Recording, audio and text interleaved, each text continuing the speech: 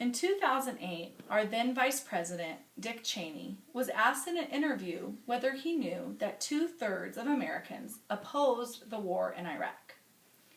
And what was our Vice President's response?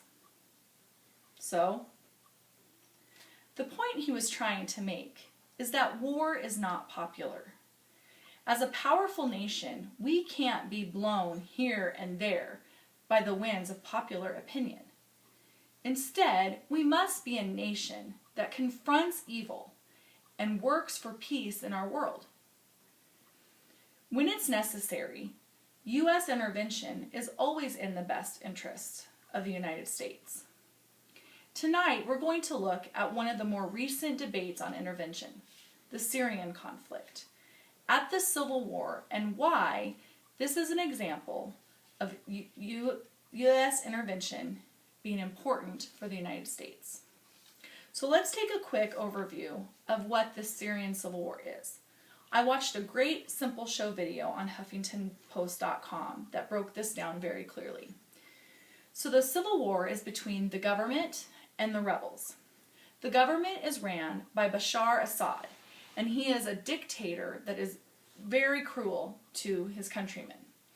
The rebels consist of those that want democracy and freedom, but also those that are extreme jihadists. These extreme jihadists are wanting to take over power, and it makes it a very unstable country because of them seeking to take over Assad's seat. So far, 100,000 Syrians are dead from this conflict. 2 million Syrians are refugees in neighboring countries, and half of those are children. The fighting has escalated to the point that the UN reports that chemical weapons have been used on the very citizens of Syria. This violates both Geneva War Convention and international laws. This is why America needs to step in. This speech is not a debate over how, when, and how much America should do in Syria, but it's clear that intervention is necessary. Brian Catullus wrote on usnews.com that the question of intervention needs to include the full spectrum of the tools at America's disposal, just not how many boots are on the ground or how many fighter jets are in the air. As Americans, as a nation, as a powerful nation, we need to take a stand for human life. Think of World War II. America was reluctant to get started in the war. But if we hadn't, can you imagine what Hitler's regime would have made the world look like today? According to the Council on Foreign Relations, as a matter of international law, humanitarian intervention, such as the use of military force to protect foreign populations from mass atrocities and gross human rights violations, is permissible if it's authorized by the United Nations Security Council. However, many Western governments have taken the position that such interventions may in some ways be morally justified if not authorized by the Security Council. This is because it is often hard to obtain the necessary votes in the UNSC because it's hard to overcome resistance from permanent members Russia and China, who are conveniently allies to Syria, because they oppose these actions.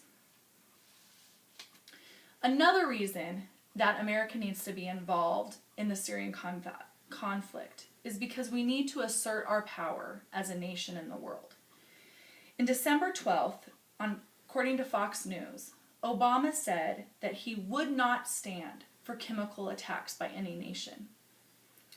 In her article on CNN.com, Frida Gaitis gives a few other important reasons why this is true. U.S. inaction in Syria is risky. This situation, especially with this chemical warfare, endangers the whole world. She says that tyrants are watching our response to what goes on over there. If Syria's nerve gas is ignored, it will open doors for use of this in the future. War is spreading, and the United States must not let Assad or even Iran or Hezbollah win.